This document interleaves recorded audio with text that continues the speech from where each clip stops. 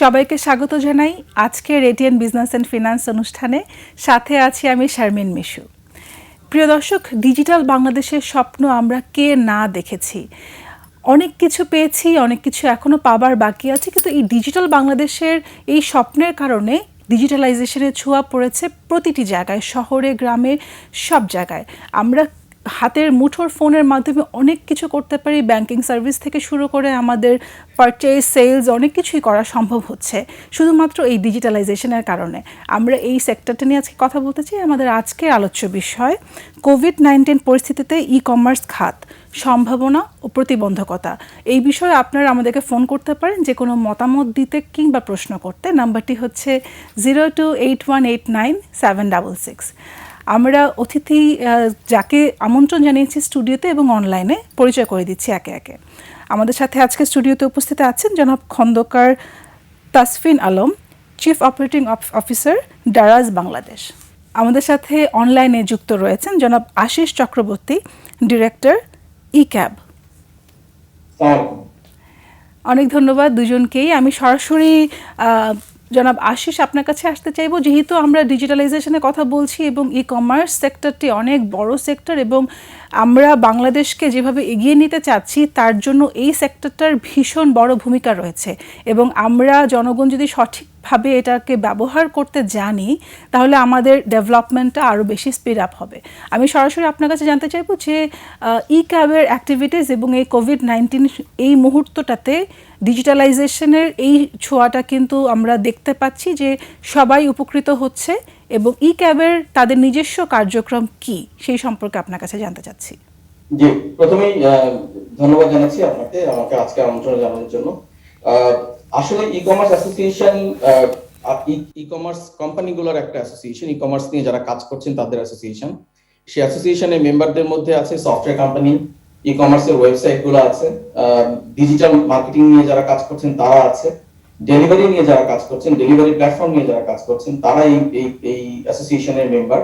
এবং আমরা যেটা করছি এই যে বিভিন্ন ডিফারেন্ট বিজনেস উইং এদেরকে সাথে নিয়ে আসলে এই ডিজিটালাইজেশন যেটা আমাদের মাননীয় প্রধানমন্ত্রীর যে স্বপ্ন ডিজিটাল বাংলাদেশ, এটার জন্য আমরা কাজ করে যাচ্ছি। তো আমরা গত বছর এই কোভিড সিচুয়েশন যখন এসেছিল তখন আমরা চেষ্টা করেছি আমাদের মেম্বারদেরকে, যেহেতু ই কমার্স একটি নিত্য প্রয়োজনীয় বিষয় এবং এটা কিন্তু দৈনন্দিন মানুষের জীবনের সাথে জড়িয়ে আছে এবং আমাদের যেই গ্রোসারি নিয়ে যারা কাজ করছেন তাদের কিন্তু আসলে এই বাজার সদাই থেকে ধরে যা যা আমাদের দৈনন্দিন ওষুধ শিল্প নিয়ে যারা কাজ করেন, ওষুধ পৌঁছানো, এই সমস্ত কাজগুলো কিন্তু আমরা কোভিড সিচুয়েশনে চালু রেখেছিলাম। এবং আমরা যেটা চেষ্টা করেছি যে এই জরুরি সেবাটাকে আমাদের আইসিটি মন্ত্রণালয় এবং বাণিজ্য মন্ত্রণালয়ের উদ্যোগে আমরা এই জরুরি সেবাগুলোকে মানুষের দোরগোড়ায় কিন্তু গত বছর এই কোভিড সিচুয়েশনে পৌঁছে দিয়েছি। সো এইবারও আমরা একই ভাবেই চিন্তা করছি এবং আমরা যেভাবে চিন্তা করছি যে আমরা এই বর্তমান যে পরিস্থিতিটা আমাদের যে সেকেন্ড ওয়েভটা চলছে এই সময় আমাদের এই জরুরি সেবাগুলো যেন মানুষ তার বাসায় বসে তাদের দৈনন্দিন নিত্য প্রয়োজনীয় সমস্ত দ্রব্যাদি পেতে পারে, ওষুধ সহ সমস্ত জিনিসপত্র যেন তারা পেতে পারে, এই ব্যাপারটা নিয়ে আমরা এখন ফোকাস করছি এবং চেষ্টা করছি এই জায়গাটাতে কাজ করার জন্য। প্যারালালি আমরা একটা মানব সেবা নামে আমাদের একটা উদ্যোগ আছে, যে উদ্যোগের কাজটা হচ্ছে আমাদের ই কমার্স কোম্পানিগুলোর তাদের যে প্রতিদিনের বিক্রি হয় সেই বিক্রির একটা অংশ, তাদের যে রেভিনিউর একটা অংশ আমরা মানব সেবাতে তারা আমাদেরকে ডোনেট করছে এবং সেটার মাধ্যমে আমরা যারা দুস্থ হতদরিদ্র অথবা যারা খেটে খাওয়া মানুষ যারা এই সময়টাতে সবচেয়ে বেশি বিপদগ্রস্ত অবস্থায় আছেন তাদের কাছে এই খাবার পানি এইগুলো যেন পৌঁছে দিতে পারি সেজন্য আমরা মানব সেবা নিয়ে এখানে কাজ করছি। সো আমরা আসলে এটা বলবো যে আমরা যে সরকারের যে উদ্যোগ সেই উদ্যোগের সাথে প্যারালালি আমরা চেষ্টা করছি কাজ করে যাওয়ার এবং আমাদের মেম্বাররা এখানে খুব বড় একটা ভূমিকা নিচ্ছে। ধন্যবাদ। অনেক ধন্যবাদ। চলে আসছি আমাদের স্টুডিওতে। যে বিষয়টি কথা বলতে চাই, 2014 থেকে ডিজিটাল সার্ভিস সেবাটি বাংলাদেশ চালু হয়েছে এবং আমরা দেখতে পাচ্ছি যে এই মুহূর্তে ই কমার্স সেক্টরের মধ্যে one of the largest platform হচ্ছে ডারাজ এবং অল্প সময়ের ভিতরে অনেক গ্রাহককে তারা সুযোগ সুবিধা করে দিয়েছে এবং service is really very different compare to any other platforms. একটু আপনার কাছে জানতে চাইবো যে আপনাদের প্ল্যানিং অনুযায়ী এই কোভিডে যে এফেক্ট হয়েছে তাতে এই কোম্পানিটার ইনভলভমেন্ট, তাদের গ্রোথ কিংবা সমস্যাগুলো সেগুলো নিয়ে শুনতে চাচ্ছি। জি, ধন্যবাদ। আপনি খুব ইম্পর্ট্যান্ট একটা কোশ্চেন করেছেন। আসলে কোভিড সিচুয়েশনটা কারোর জন্য এক্সপেক্টেড ছিল না। জি। আমরা আসলে প্রত্যেকেই কিন্তু আসলে ৩ থেকে ৫ বছরের বিজনেস প্ল্যান নিয়ে কাজ করি। সকল মাল্টিন্যাশনাল কোম্পানিগুলো তাই করে। কখনোই কিন্তু কোনো ফোরকাস্টেই ছিল না যে এরকম একটা সিচুয়েশন আসতে পারে। সো গত বছর ঠিক এই সময়টিতে যখন আসলে পুরো বিশ্বজুড়ে এই ধরনের একটা মহামারী শুরু হয়, তখন অবশ্যই আমাদের শুরুর দিকে একটু হোঁচটের মতোই ছিল। সো সেদিক থেকে বলতে গেলে যে আমাদের যে নিউ নর্মাল লাইফ, এটার সাথে কিন্তু আমরা ই কমার্স কোম্পানিগুলো বা দারাজ খুব কুইকলি অ্যাডপ্ট করেছি। আমি যদি Exactly. আপনাকে অর্ডার ভলিউম পার্সপেক্টিভে বলতে চাই, শুধুমাত্র মার্চ এবং এপ্রিলের শুরুর আমার দিকটা মনে হয় বাদ এই দিয়ে, সময়টার কারণে আপনাদের ডেভেলপমেন্ট বুমিংটা আরো অনেক বেশি জি হয়েছে। অবশ্যই। আমাদের সবসময় আসলে ই কমার্স প্ল্যাটফর্মে একটা চ্যালেঞ্জ থাকে হচ্ছে কাস্টমারকে নিজেদের প্ল্যাটফর্ম থেকে চিনানো। So Right. যেহেতু একটা উপলক্ষই হয়ে এসেছিল যে আপনি একটা সোশ্যাল ডিস্টেন্সিং মেনটেন করবেন, বাসায় বসে যত সেফ থাকা যায়, সো স্বভাবতই আসলে প্রত্যেককেই কিন্তু তার নিত্য প্রয়োজনীয় যেসব নিড ছিল, সেটা মেডিসিন হোক, গ্রোসারি হোক, কোনো ইম্পর্টেন্ট জিনিস পারচেস করা হোক, সব দিকেই কিন্তু আপনার ডিজিটাল ওয়েতে পারচেস করার যে ব্যাপারটা ছিল সেটা সবার মধ্যে কিন্তু ন্যাচারাল প্রসেসেই চলে এসেছে। সেদিক থেকে যদি হিসাব করি তাহলে অবশ্যই আমাদের ই কমার্স প্ল্যাটফর্ম আমরা যারা ছিলাম, দ্বারা সহ অন্যান্যরা, সবার জন্য কিন্তু একটা সিচুয়েশন ক্রিয়েট হয়েছিল কাস্টমারকে সার্ভ করা আরও বেটার ওয়েতে। তো সেদিক থেকে আমরা যেমন নতুন কাস্টমার পেয়েছি, সিমিলারলি আমাদের অনেক চ্যালেঞ্জ ছিল, কারণ Covid is not a normal case. এবং এই যত ভলিউম সেলস ভলিউম বাড়বে তত বেশি কিন্তু ডেলিভারি জি। পাইপলাইনটাও বাড়বে। অবশ্যই।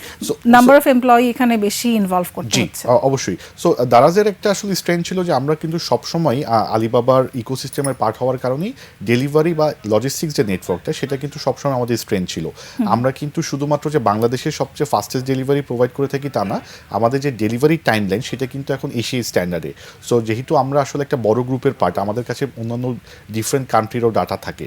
সো আমরা বাংলাদেশে খুব প্রাউডলি বলতে পারি যে আমরা যে ডেলিভারি টাইম লাইনটা মিট করে কাস্টমারকে দিয়ে থাকি, সেটি কিন্তু আসলে এশিয়ার মধ্যে কম্পেয়ার করার মতো একটি স্ট্যান্ডার্ড আমরা মেনটেন করছি। অবশ্যই চ্যালেঞ্জিং ছিল, অর্ডার ভলিউম রাতারাতি আপনার বেড়ে গিয়েছিল, বিকজ প্রত্যেকেই আসলে নতুন নতুন কাস্টমার প্রতিনিয়ত যুক্ত হচ্ছিল আমাদের প্ল্যাটফর্মে। Exactly. বাট সব দিক থেকে বলতে পারি যে আমাদের যে অ্যাডাপ্টেশনটা ছিল এই নতুন নিউ নর্মালের ক্ষেত্রে, আমরা খুব দ্রুততার সাথে অ্যাডাপ্টেশনটা করেছি। এবং অনেক জায়গাতেই আপনি শুনে থাকবেন যে জব কাট হয়েছে, এমপ্লয়িদের স্যালারি দিতে পারেনি, জি। বাট সেই পার্সপেক্টিভে দাঁড়াজে কিন্তু আমরা এই কোভিডকালীন সময়ে গত এক বছরে প্রায় ৩,৫০০ এমপ্লয়িকে আমরা নিয়োগ দিয়েছি। আমাদের বড় বড় দুটো খুব সাকসেসফুল ক্যাম্পেইন হয়েছে এবং আমরা প্রতিনিয়তই নতুন জব ক্রিয়েটও করে যাচ্ছি। হ্যাঁ, হয়তোবা ওভারঅল কান্ট্রি ইকোনমিক্সের দিক থেকে আমাদের হয়তোবা কিছু স্ট্রাগল এখনও আছে, but specific to this industry বা স্পেসিফিক টু দারাজের কথা যদি বলি, আমাদের জন্য আসলে অনেক বেশি কাস্টমারকে সার্ভ করার একটা উপলক্ষ ছিল এই সময়টাতে, বা এখনও চলছে। বাহ, আচ্ছা, যেহেতু এই সময়টাতে আপনি বললেন যে সেলস ভলিউম বেড়ে গিয়েছে, আপনাদের এখন 21-এ দাঁড়িয়ে কি ধরনের স্ট্র্যাটেজি আপনারা ফলো করতে চাচ্ছেন? সো আমরা আসলে অলওয়েজ লং টার্ম স্ট্র্যাটেজিতে বিশ্বাস করি। বিইং দ্য মার্কেট লিডার, আমাদের একটা ইনিশিয়েটিভই থাকে আসলে মার্কেটটাকে গ্রো করানো বা ইন্ডাস্ট্রিটাকে একটা স্ট্রং পজিশনে নিয়ে যাওয়া। সো আমরা কিন্তু অনেকগুলো প্যারালাল উইংয়ে কাজ করি। আমরা যেমন সেলার ডেভেলপমেন্টে কাজ করি, কারণ আপনি জেনে থাকবেন যে বাংলাদেশে আসলে এখনও যদি আমরা ই কমার্সের গ্রোথ নিয়ে কথা বলি, ডেফিনেটলি গ্রোথ হচ্ছে। গ্রোথ হয়তো বা আমাদের পার্শ্ববর্তী দেশগুলোর তুলনায় অনেক দ্রুত গতিতেই হচ্ছে, কিন্তু এখনও অফলাইন এবং অনলাইন প্ল্যাটফর্মের খুব অল্প একটু অংশই কিন্তু আমরা অনলাইনে কনভার্ট করতে পেরেছি। সেই কনভার্সনটা কাস্টমারের দিক থেকে যেমন হয়েছে, খুব অল্প একটি অংশ সেলারদের বেস থেকেও হয়েছে। তো আমরা প্রতিনিয়ত কিন্তু চেষ্টা করি আমাদের যে সেলার বেসটা আছে অফলাইন প্ল্যাটফর্মে, তাদেরকে অনলাইন প্ল্যাটফর্মে কনভার্ট করানো। সিমিলারলি কাস্টমার এডুকেশন নিয়ে বা কাস্টমার ডেভেলপমেন্ট নিয়ে আমরা কাজ করে থাকি।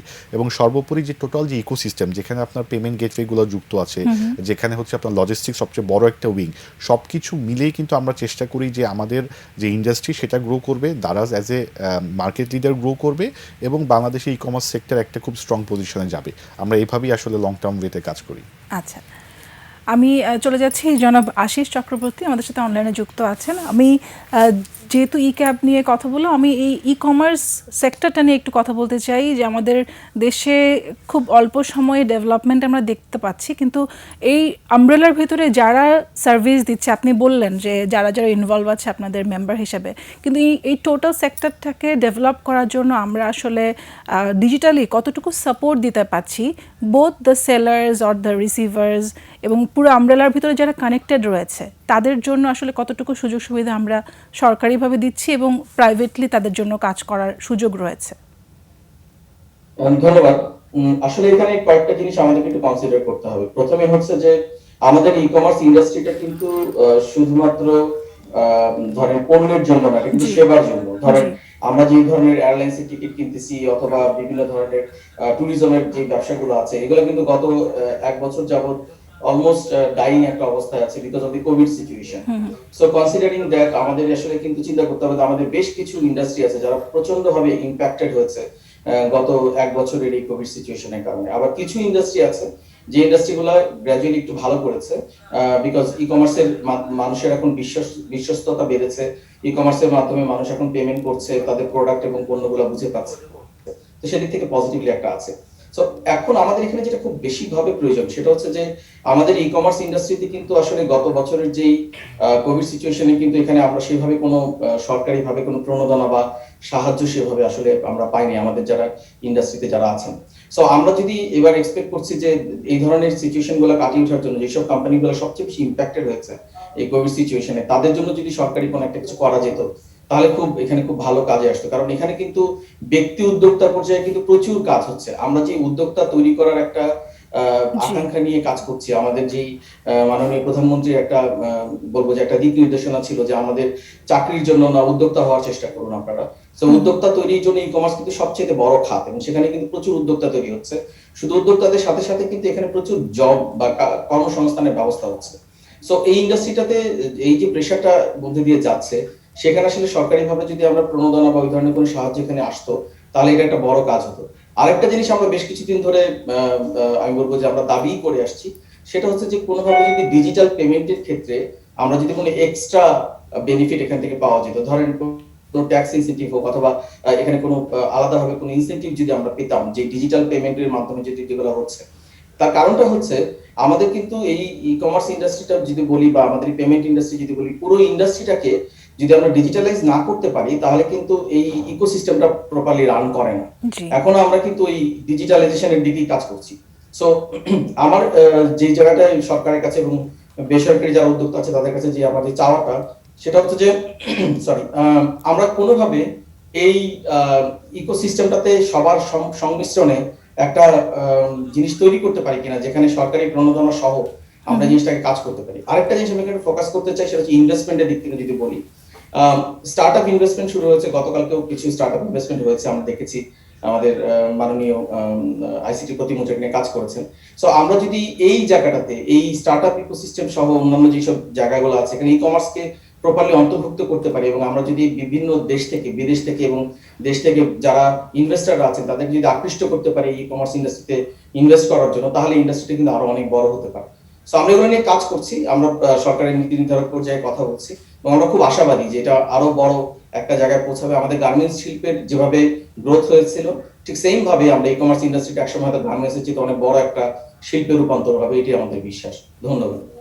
অনেক ধন্যবাদ। আপনি বলছিলেন যে ট্রান্সফারের ব্যাপারে, মানি ট্রান্সফার আমরা যেহেতু চাই যে পেপারলেস ব্যাংকিং বা গ্রিন ব্যাংকিংয়ের পরিধিটা আরও বাড়ুক, সেই ক্ষেত্রে যখনই ট্রান্সফারের যে কোনো সার্ভিস কিংবা প্রোডাক্টের জন্য এই ট্রান্সফারের বিষয়টা চলে আসে, সেফটি, সিকিউরিটিজ, ইনফরমেশন, এই জায়গাটা নিয়ে কিন্তু আমরা সবাই অনেক সচেতন। এই জায়গাটা সাপোর্ট করবার জন্য আসলে কতটুকু আমরা বলতে পারি যে this system is fully secured for the one who is paying. So আপনি কি বলবেন এই জায়গাটায়? জি, আসলে আমাদের দেশে যে ব্যাংকিং ইন্ডাস্ট্রি বা আমাদের যে কার্ড ইন্ডাস্ট্রি বা এমএফএস ইন্ডাস্ট্রি আছে, ওনারা কিন্তু ধরেন বেশ কিছু বছর ধরে আমরা কিন্তু এই জায়গায় কাজ করে যাচ্ছি। তো এখানে কিন্তু আমরা বলবো যে কোনো জায়গায় আমাদের হয়তো সিকিউরিটি সিস্টেম অনেক বেশি আমরা মানে মেজার করছি, সিকিউরিটি গুলো আরো স্পেশালি আমরা করেছি। যেমন আমি একটা এক্সাম্পল দিই, পৃথিবীর বিভিন্ন দেশে কিন্তু ই কমার্স ট্রানজাকশন করতে গেলে কিন্তু ওয়ান টাইম পাসওয়ার্ড লাগে না, কিন্তু আমাদের দেশে আপনি যখন ই কমার্সে কোনো পেমেন্ট করতে চাইবেন তখন আপনার মোবাইল ফোনে কিন্তু অথবা ইমেইলে কিন্তু একটা পাসওয়ার্ড আসে, ওয়ান টাইম পাসওয়ার্ড যেটাকে বলে ওটিপি বলা হয়। এটা দেওয়ার পরে কিন্তু আপনার ট্রানজাকশনটা কমপ্লিট হচ্ছে। এটা কিন্তু অনেক দেশে নাই, আমরা কিন্তু এটা ফলো করি। এর প্যারালালি আমাদের যে কেওয়াইসি প্রসেস, আমাদের যেই এখন ডিজিটাল কেওয়াইসি চলে এসেছে এবং কেওয়াইসি যে প্রসেসগুলো আছে সেগুলো কিন্তু অনেক বেশি আমি বলবো যে প্রপারলি মেনটেন করা হচ্ছে। সমস্যা তো আসলে একটা জিনিস যেটা থাকে সেটা হচ্ছে যে সিকিউরিটিতে আপনি 100% বলতে কিছু হয় না, এখানে কিন্তু ধরেন বিভিন্ন সময় ইমপ্রুভমেন্টের অনেক সুযোগ থাকেই। সো আমরা বলবো না যে আমরা একেবারে 100% একেবারে সবকিছু ঠিক আছে, আমাদের ইমপ্রুভমেন্টের সুযোগ আছে এবং সেখানে কিন্তু প্রচুর কাজ হচ্ছে এবং বিশ্বে মানে পৃথিবীর বিভিন্ন দেশ থেকে কিন্তু এক্সপার্টরা এখন কিন্তু এই কমার্স ইন্ডাস্ট্রিতে যেই নতুন নতুন আমি বলবো যে পেমেন্টের জন্য যে নতুন নতুন সিকিউরিটি সিস্টেমগুলো নিয়ে আসছে প্যারালালি কিন্তু আমাদের দেশে যারা উদ্যোক্তারা আছে এগুলো কিন্তু তারা ইমপ্লিমেন্ট করে আসতেছে। সো আমি বলবো যে আমাদের পেমেন্ট সিস্টেম অনেক দেশের তুলনায় অনেক ভালো অবস্থায় আছে এবং সেখানে অনেক সিকিউর অবস্থায় আমরা পেমেন্ট গুলা নিয়ে কাজ করছি। তবে ইমপ্রুভমেন্ট আমাদের আরো করতে হবে এবং আমাদের যেহেতু সময়ের সাথে সাথে সিকিউরিটি গুলাকে ইমপ্রুভ করতে হয়, আমরা সেটার প্রসেসের মধ্যে দিয়ে এখন যাচ্ছি। আমরা বিশ্বাস করি এটা আমরা খুব ভালোভাবে করতে পারবো। জি, আমার সিমিলার একটা প্রশ্ন থাকবে আপনার কাছে, যে ই কমার্সের মধ্যে যে সার্ভিসগুলো আপনারা দিয়ে থাকেন, স্টার্টিং ফ্রম প্রোডাক্ট ডেভেলপ, প্রোডাক্টের যে কোয়ালিটি এনশিওর করা, ডেলিভারি লিড টাইম এবং এই যে পেমেন্ট সিস্টেম সব কিছু নিয়ে আমি জিজ্ঞেস করতে চাচ্ছি যে ডারাজ আমরা জানি যে তারা অনেক ডিফারেন্ট, কিন্তু compare to the bigger sector, যে অন্যান্য যারা প্ল্যাটফর্মে রয়েছে তাদের থেকে ডারাজ কতটুকু বেশি সার্ভিস দিচ্ছে কাস্টমারদেরকে এবং কিভাবে এই ডিফারেন্সিয়েটটা আমরা করতে পারি?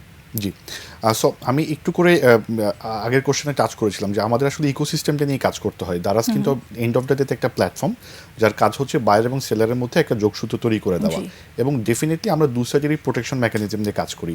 আমরা যেমন সেলারদের জন্য পেমেন্টটা ইনশিওর করি রাইট টাইমে পাওয়াটা, সিমিলারলি কাস্টমারের সাইড থেকে যে চাওয়াটা থাকে একটা গুড কোয়ালিটি অফ প্রোডাক্ট, একটা ফাস্টার ডেলিভারি, সেগুলো ইনশিওর করি। তো এই জন্য কিন্তু আমাদের খুব স্ট্যান্ডার্ড কিছু প্রসেস বা আমরা প্র্যাকটিস ফলো করি। প্রোডাক্টের ক্ষেত্রে আমরা সবসময় আসলে আমাদের সেলারদের কাছ থেকে এডুকেশন নিয়ে যেমন কাজ করি, সিমিলারলি আমাদের কিছু এসওপি বা প্রসিডিওর আছে। যেমন একটা প্রোডাক্ট যখন আপনি আপনার ওয়েবসাইটে আপলোড করবেন তার কী কী প্যারামিটারগুলো ইনফরমেশন আকারে দেওয়া জরুরি, যেমন হচ্ছে আপনার প্রোডাক্টের ফুল ডেসক্রিপশন, আপনার প্রোডাক্টের কোয়ালিটিটা যেহেতু কাস্টমার ধরে বা ফিল করে দেখতে পাচ্ছে না, ডেসক্রিপশনটা পরে যাতে ঠিকঠাক একটা আইডিয়া পাই, সেগুলো যা আমাদের একটা স্ট্যান্ডার্ড প্রসিডিওরের পার্ট। সিমিলারলি আমরা সবসময় কাস্টমারকে কিন্তু এডুকেশন করার চেষ্টা করি, এডুকেট করার চেষ্টা করি how to purchase from online, because এখনও কিন্তু আমরা খুব একটা অল্প অংশই কিন্তু আমরা অনলাইনে পারচেস করি। আমরা কিন্তু এখনও অফলাইন প্ল্যাটফর্মের সাথে আমাদের মেজর কেনাকাটা হয়। সো যেমন অনেকের একটা টেন্ডেন্সি থাকে, আপনি ছবিটা দেখেই পিকচারটা কিনে ফেলেন, ডেসক্রিপশনটা আমরা পড়ি না। আসলে আপনি যদি একটা ফটো ফ্রেমও কেনেন, ফটো ফ্রেমের ছবি দেখে হয়তো মনে হচ্ছে অনেক বড় একটা ফটো ফ্রেম হবে, কিন্তু আপনি ডাইমেনশনটা দেখলেন না, আপনি হয়তো ম্যাটেরিয়ালটা দেখলেন, এটা কি প্লাস্টিকের তৈরি নাকি কাঠের তৈরি, আপনি ফিচারগুলো পড়লেন, এটা কি স্ট্যান্ড হবে নাকি ওয়াল হ্যাঙ্গিং হবে। সো এই টাইপের যে ব্যাপারগুলো থাকে, এগুলোর জন্য কিন্তু অনেক সময় কাস্টমার ডিসস্যাটিসফাইড হতে পারে। কাস্টমার আসলে অনেক সময় খুব জেনারেলাইজ করে ফেলে যে আমি আসলে অনলাইনে কেনাকাটা করে স্যাটিসফাইড না, বা আমরা কি আসলে সঠিক প্যারামিটারগুলো বিবেচনা করে কিনছি কিনা, এটাও যেমন একটা কাস্টমারকে এডুকেট করার ব্যাপার থাকে। Same with also goes for seller. সেলারদের অনেক সময় একটা টেন্ডেন্সি থাকে, আচ্ছা কাস্টমার রেড কালারের একটা টি শার্ট অর্ডার করেছে, রেড কালারটা আমার নেই, আমি ব্ল্যাক কালার দিয়ে দিই, একই কোয়ালিটিরই তো। কিন্তু এটাও যে একটা রং এক্সপেকটেশন সেট করা, সেটাও কিন্তু আমরা সেলারদেরকে বোঝানোর চেষ্টা করি। সো আমাদের খুব স্ট্রিক্ট সেলার ম্যানেজমেন্ট প্রসেস আছে, যেখানে কাস্টমাররা যদি কোনো কমপ্লেন করেন বা রিটার্ন জেনারেট করে, সেটার বেসিসে আমরা প্রত্যেকটা সেলারকে আমাদের একটি স্কোরিং করে থাকি। এই স্কোরিংটা কিন্তু আমরা প্রত্যেক উইকে আপডেট করি। যদি কোনো পার্টিকুলার সেলার এগেনস্টে আমরা যদি কাউন্টারফেট প্রোডাক্টের কমপ্লেন পাই, বা আমরা যদি তার যে রিফান্ড রেট আছে সেটা যদি অনেক বেশি থাকে স্ট্যান্ডার্ডের থেকে, আমরা প্রথমে তাকে হচ্ছে তার একটা ক্যাপিং দিয়ে দিই, যাতে তার নাম্বার অফ আইটেম সোলটা খুব কমে যায়, এবং পরবর্তীতে যদি এটাও সমাধান না হয়, আমরা সেই ক্ষেত্রে সেলারটাকে আমাদের প্ল্যাটফর্মে কিছুদিনের জন্য সাসপেন্ড করে দিই। এরপরে সেলারকে একটা আবার কমপ্লিট একটা জার্নি প্রসেসের মধ্যে দিয়ে আসতে হয়, যেখানে সেলার তার একটা সার্টিফিকেশন কমপ্লিট করবে আমাদের সিস্টেমের সম্পর্কে, এবং দেন আমরা আবার সেলারটাকে অনবোর্ড করি। এটা আমাদের একটা প্রয়াস থাকে সবসময়, যাতে আমাদের প্ল্যাটফর্মে আসলে এই মুহূর্তে 85,000-এর বেশি সেলার আছে। সো আমরা সবসময় চেষ্টা করি আমাদের কোয়ালিটি প্রোডাক্ট যেমন থাকবে, সিমিলারলি কোয়ালিটি সেলারও থাকবে।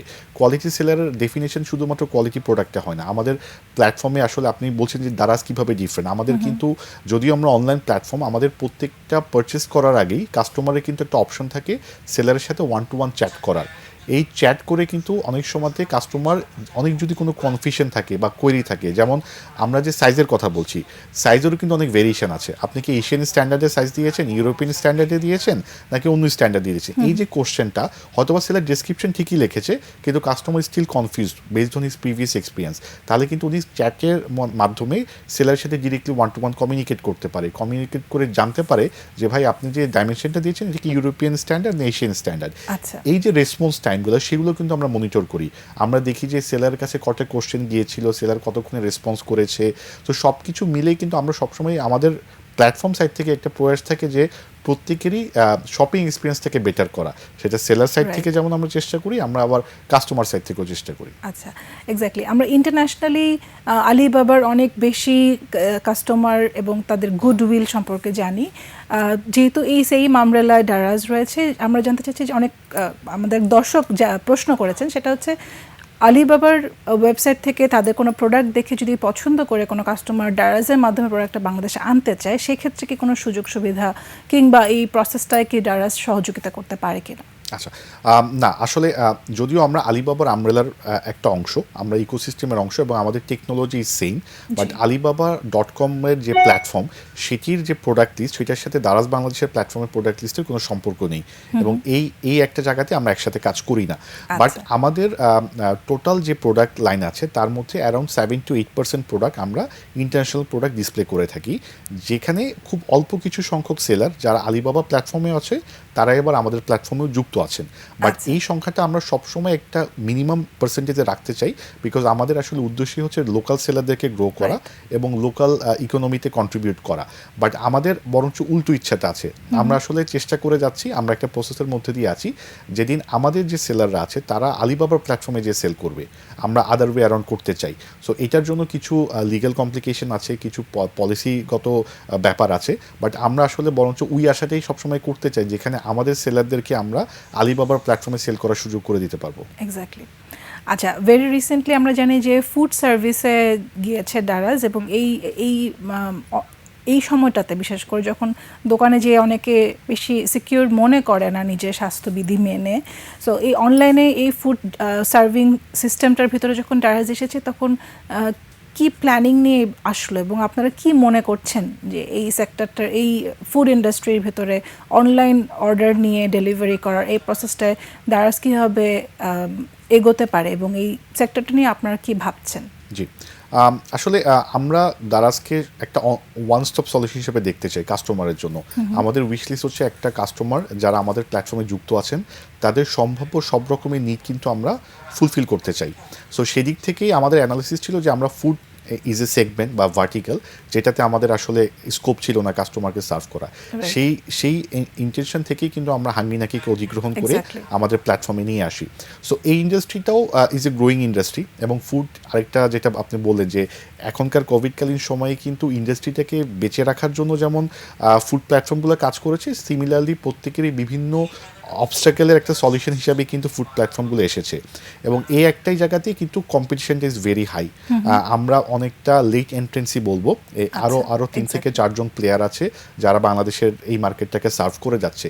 বাট আসলে দারাজ যখন কোনো কিছু চিন্তা করে উই থিঙ্ক ভেরি বিগ, এবং আমরা কখনোই কিন্তু একটা ঢাকা বা divisional city base e commerce platform না, আমরা সবসময় চেষ্টা করি যে সমগ্র বাংলাদেশকে সার্ভ করার। সিমিলারলি কিন্তু আমরা দারাজ বাংলাদেশ থেকে 64 জেলাতে নিজস্ব পরিবহন ব্যবস্থা থেকে শুরু করে লজিস্টিক ইনফ্রাস্ট্রাকচার ডেভেলপ করেই কিন্তু আমরা সার্ভিস দিচ্ছি। হাঙ্গি নাকি নিয়ে আমাদের সিমিলার প্ল্যান, আমরা আসলে পুরো বাংলাদেশকেই ফুড ডেলিভারি যে সিস্টেমটা আছে টোটাল ইকোসিস্টেমটা ডেভেলপ করতে চাই, এবং এই প্রসেসটাই মাধ্যমেই আমরা এগিয়ে যাব।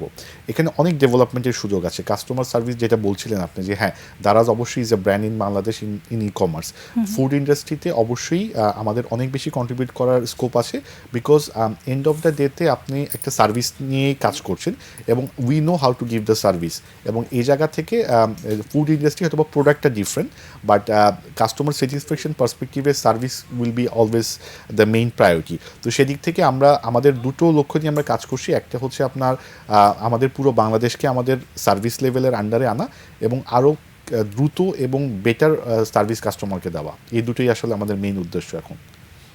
অবশ্যই, এবং সেইভাবেই আপনারা যেভাবে বিগার প্ল্যান নিয়ে আগান সেভাবেই সার্ভিস কাস্টমাররা পায়। এটার জন্যই গুডউইলটা আমি বলবো যে অল্প সময় অনেক বেশি আপনারা অর্জন করেছেন। আমি চলে যাচ্ছি, আমাদের সাথে অনলাইনে যুক্ত আছেন জনাব আশিস চক্রবর্তী।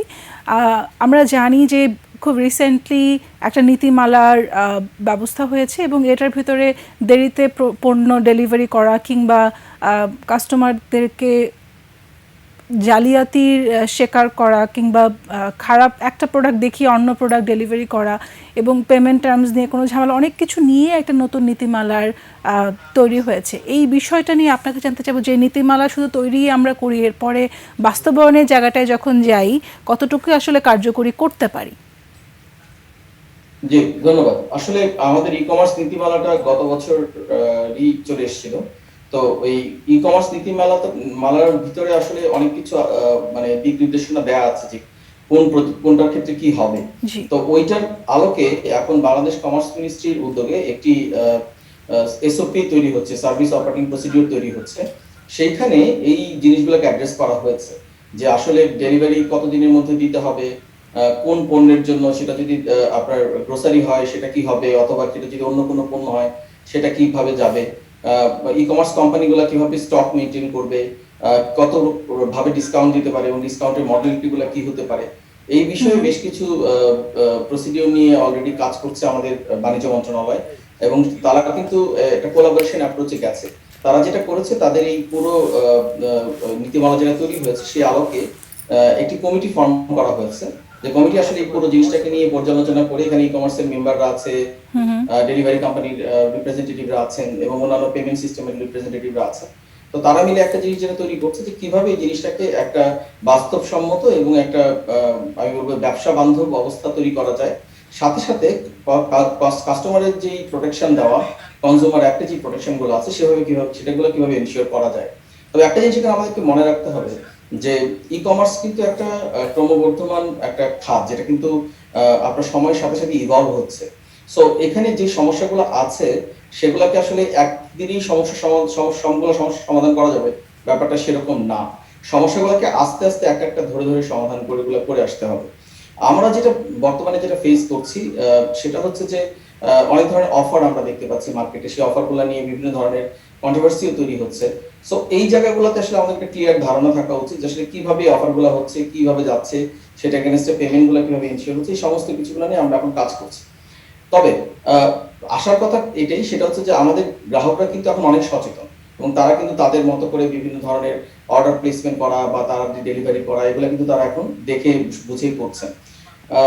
আমাদের মহিলা উদ্যোক্তাদের কথা যদি বলি বা আমাদের নারী উদ্যোক্তাদের কথা যদি আমি বলি, আমাদের নারী উদ্যোক্তাদের জন্য একটা বড় চ্যালেঞ্জ যেটা ছিল বা ছিল, সেটা হচ্ছে তারা কিন্তু আসলে মেইনলি অনেক একটা বড় গ্রুপ আছে যারা আমাদের ফেসবুক উদ্যোক্তা আমরা যাদেরকে বলি, এফ কমার্স নিয়ে যারা কাজ করছে। সো তাদেরকে কিভাবে আমাদের মূল স্রোতে আনা যায় এবং তাদেরকে কিভাবে আমরা প্রপার একটা বিজনেস এনভায়রনমেন্ট দিতে পারি, সেটা নিয়েও কিন্তু এখানে কাজ হচ্ছে। শুধু এখান থেকে সেন্ট্রাল ব্যাংকও একটা রিসেন্টলি একটা গাইডলাইন প্রকাশ করেছে, বাংলাদেশ ব্যাংক, যেখানে বলা হয়েছে কিভাবে ব্যক্তি উদ্যোক্তা রিটেল তৈরি করতে হবে এবং সেখানে কারো যদি ট্রেড লাইসেন্স নাও থাকে সেও যেন উদ্যোক্তা হিসেবে তার ব্যবসাটা পরিচালনা করতে পারে তার এনআইডির মাধ্যমে এবং তার যে অন্যান্য ইনফরমেশন গুলো দিয়ে। সেই ব্যাপারে কিন্তু সেন্ট্রাল ব্যাংকের একটা উদ্যোগ নিয়েছে। সো আমি মনে করি সরকারি এবং বেসরকারি ভাবে যে উদ্যোগগুলো নেওয়া হয়েছে, যে পলিসিগুলো ডিজাইন করা হয়েছে, সেটার আলোকে যে এসওপিটা রেডি হবে, সেই এসওপিটা যখন আমরা প্রপারলি চলে আসবে, তখন ই কমার্স ইন্ডাস্ট্রিতে যেই আমি বলবো যে ধরনের কমপ্লেইন গুলো আছে সেটা অনেকাংশে কমে আসবে, এটা আমার বিশ্বাস। ধন্যবাদ। অনেক ধন্যবাদ। অল্প সময় আপনি বেশ কিছু জিনিস আমাদেরকে ধারণা দিয়েছেন। আমি আবার স্টুডিওতে চলে আসি। আমি একটু জানতে চাইবো যে দারাজের ভবিষ্যৎ পরিকল্পনা কি, কারণ আপনার অল্প সময়ে কিন্তু অনেক অ্যাচিভমেন্ট এবং you are thinking big, but ultimately এরপরে কোন সেক্টরে যাবেন, কিংবা এখন থেকে এই 21 সালটা তো জাস্ট কয়েক মাস আমরা পেরোলাম, কি ভাবছেন, কি পরিকল্পনা? জি, আমরা আসলে অলওয়েজ একটা লং টার্ম ভিশন নিয়ে কাজ করি, যেটা বলছিলাম যে আমরা আসলে সমগ্র বাংলাদেশকে কিন্তু আমাদের প্ল্যাটফর্মের অংশ করতে চাই। আমাদের এখন হয়তো বা আপনি জেনে অবাকই হবেন যে বাংলাদেশের যে টোটাল অর্ডার যেটা হয় আমাদের দারাজ বাংলাদেশে, তার 70% অর্ডার কিন্তু ঢাকার বাইরের অর্ডার। সো আমরা কিন্তু আস্তে আস্তে আমাদের যে ঢাকার বাইরে যে মার্কেটটা, সেটার প্রিপারেশনে কাজ করছি এবং অনেকাংশে আমরা সফল হয়েছি। বাট স্টিল মানে আমাদের যে পোটেনশিয়াল আছে, আমাদের যে ডিজিটাল ইকোসিস্টেম একটা ডেভেলপ হয়েছে ডিজিটাল বাংলাদেশের যে ব্যানারের আন্ডারে, সেটার ইমেন্স পোটেনশিয়াল আছে। সো আমরা আসলে প্রতিনিয়তই চেষ্টা করে যাব এই যে ডেভেলপমেন্ট ওয়ার্কটা আমরা করছি সেটাকে আরও বেশি বেগবান করা, যাতে আরও বেশি বেশি মানুষ আমাদের প্ল্যাটফর্মে যুক্ত হয়ে আমাদের সার্ভিসটি নিতে পারে।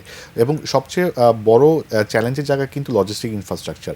এই কারণে কিন্তু আমরা যেমন আমাদের পার্টনারদের সাথে কাজ করি, আবার আমরা আমাদের নিজস্ব ডেলিভারি ব্যবস্থা নিয়েও কাজ করি, এবং এটা কিন্তু একটা লং টার্ম প্রসেস। আপনি চাইলেই কিন্তু রাতারাতি আসলে লজিস্টিক ইনফ্রাস্ট্রাকচারকে চেঞ্জ করতে পারেন না। তো এটা অলওয়েজই আমরা আসলে একটা লং টার্ম প্ল্যান নিয়ে কাজ করে থাকি। ভবিষ্যতেও আমাদের এই যে ডেভেলপমেন্ট ওয়ার্ক লজিস্টিক ইনফ্রাস্ট্রাকচারে সেটা আমরা করে যাব, এবং আমাদের মানে প্রতিনিয়ত একটা টার্গেট থেকে আসলে ডেলিভারি টাইমলাইনটাকে আরও বেশি বেটার করা বা ইমপ্রুভ করা। তো এই মুহূর্তে আমাদের যে এভারেজ লিড টাইম যেটা আমরা বলে থাকি, কাস্টমার অর্ডার করা থেকে ডেলিভারি পর্যন্ত, এই এভারেজ লিড টাইমটা এখন আমাদের 3.5 ডেজ সমগ্র বাংলাদেশে। সো আমাদের নেক্সট ইয়ারের টার্গেট থাকবে এটাকে অবশ্যই 3 বা বিলো 3 ডেজের মধ্যে নিয়ে আসা। আর সিমিলারলি আমাদের আসলে একটা অবজারভেশন হচ্ছে যে কাস্টমাররা হোম ডেলিভারির জন্য যেমন একটা সেগমেন্ট অফ কাস্টমাররা অনেক বেশি ইন্টারেস্টেড, আবার অনেকটা সেগমেন্টের একটা কমপ্লেন থাকে যে ডেলিভারি ম্যানরা যখন তাদের বাসা বা অফিসে যায় ওই পার্টিকুলার টাইমটাতে তারা অনেক সময় উপস্থিত থাকেন না। সো আমরা এই জন্য একটা নতুন কনসেপ্ট ডেভেলপ করেছি যেটাকে আমরা কালেকশন পয়েন্ট বলে থাকি, যেখান থেকে একটি কাস্টমার তার একটি অর্ডার প্লেস করার পরে পরবর্তী 3 কার্য দিবসের মধ্যেই প্রোডাক্টটি তার পছন্দের স্থান থেকে নিতে পারেন। তো এই সংখ্যাটি বর্তমানে আমাদের প্রায় 150 মতো আছে। সো আমাদের ইচ্ছা হচ্ছে এই সংখ্যাটি আমরা 1 থেকে 1,500 নিয়ে যাব। সো এটির জন্য কিন্তু আমরা প্রতিনিয়ত কাজ করে যাচ্ছি যাতে প্রত্যেকটি কাস্টমার তার 3 কিলোমিটার রেডিয়াসের মধ্যে একটি কালেকশন পয়েন্ট পেয়ে যান। কেউ যদি প্রেফার করেন যে উনি ওনার বাসা বা অফিসে অ্যাড্রেসের ডেলিভারিকে না নিয়ে ওনার পছন্দ মতো সময়ে ডেলিভারিটি নেবেন, এই যে ফ্লেক্সিবিলিটিটা, এটার জন্য আমরা প্রতিনিয়ত কাজ করে যাচ্ছি। বাহ, সেই ক্ষেত্রে কি ডেলিভারি চার্জটা প্রযোজ্য থাকবে? না, এটা আমাদের আরেকটা অ্যাট্রাকটিভ অফার, যে কাস্টমাররা যখন কোনো কালেকশন পয়েন্ট চুজ করেন তখন আমরা এই ক্ষেত্রে কোনো ডেলিভারি চার্জ দিই না, ফ্রি অফ কস্টে কাস্টমাররা এই সার্ভিসটি পেয়ে থাকেন। জি, সত্যি কথা বলতে এই ই কমার্স প্ল্যাটফর্মটা যখন বড় হয় তার সাথে অনেক, যেহেতু বললে যে ইনফ্রাস্ট্রাকচার এবং লজিস্টিক সাপোর্টের জন্য অনেক বেশি এমপ্লয়মেন্টের সুযোগ কিন্তু হয়। আপনাদের এমপ্লয়মেন্টের দিকে যদি তাকাই, যে বর্তমানে কি পরিমাণ এমপ্লয়মেন্ট রয়েছে এখানে, কতজন কাজ করছে এবং এইটার পরিধিটা কীরকম? জি, আমরা আসলে অনেকগুলো ফর্মে এমপ্লয়মেন্টকে সাপোর্ট করছি। যদি ডিরেক্ট এমপ্লয়মেন্টের কথা বলি, আমাদের দারাজ বাংলাদেশের অপারেশনসেই এখন আছে শুধুমাত্র 4,500 মতো এমপ্লয়ি, এবং সমগ্র দারাজ বাংলাদেশের এমপ্লয়ি সংখ্যা প্রায় 5,500। এটি গেল ডিরেক্ট এমপ্লয়মেন্টের ক্ষেত্রে। আমরা আসলে সেলারদের নিয়ে কাজ করি। আমাদের এই মুহূর্তে সেলারের সংখ্যা হচ্ছে 85,000। আমি যদি খুব সরল রেখায় বলতে চাই যে প্রত্যেকটি সেলার যদি মাত্র 2 জন করে এমপ্লয়ি ডেডিকেটেড করেন যারা ই কমার্সের প্ল্যাটফর্মগুলোকে সেবা দিবে, তাহলেই কিন্তু এখানে 1,60,000 মতো লোক কাজ করছেন। আমাদের যে ডেলিভারি পার্টনাররা রয়েছেন সেখানেও যদি প্রতিদিন তারা 20 থেকে 30,000 এভারেজে আমাদের অর্ডারই ক্যাটার করেন, সেখানেও প্রায় অলমোস্ট আরও 3,500 থেকে 4,000 লোক ইনভলভ আছে। আমাদের যে প্যাকেজিং ম্যাটেরিয়াল আমরা ইউজ করি সেটা প্রত্যেক মাসে প্রায় আমরা 1.5 to 2 মিলিয়ন বক্সেস বা প্যাকেজ ইউজ করি। সেটার সাথে জড়িত কর্মসংস্থান প্রায় অ্যারাউন্ড 500 থেকে 600 লোকের আছে। তো সামগ্রিকভাবে আপনি খেয়াল করে দেখবেন যে অনেকগুলো ইন্ডাস্ট্রি, আমরা প্রতিদিন ভেহিকেল রেন্ট করি, সেই ভেহিকেল রেন্টের সাথেও কমপক্ষে 1,500 থেকে 2,000 লোক জড়িত আছে। আমাদের যে প্যাকেজ হ্যান্ডলার বা আমাদের যে লেবার, ডিরেক্ট লেবার লাগে, সেই সংখ্যাটাও কিন্তু প্রতিদিন মাসে প্রায় 3,500 থেকে 4,000। তো সব দিক থেকে আমরা শুধুমাত্র দারাজ বাংলাদেশি যদি আপনার প্রায় অ্যারাউন্ড 2 লাখের মতো কর্মসংস্থান করে থাকি, পুরো ইন্ডাস্ট্রির জন্য ফিগারটি আরও অনেক বড়। জি, আসলে পুরো সিনারিও বুঝতে পারলাম। অনেক ধন্যবাদ আপনাকে আমাদের অনুষ্ঠানে আসবার জন্য, এবং আমাদের সাথে অনলাইনে আশিস চক্রবর্তী যুক্ত আছেন, আপনাকে অনেক ধন্যবাদ। আজকের মতো বিদায় নিচ্ছি। ধন্যবাদ। প্রিয় দর্শক, দেখা হবে আগামী পর্বে। সে পর্যন্ত সবাই খুব ভালো থাকুন, সুন্দর থাকুন। আল্লাহ হাফেজ।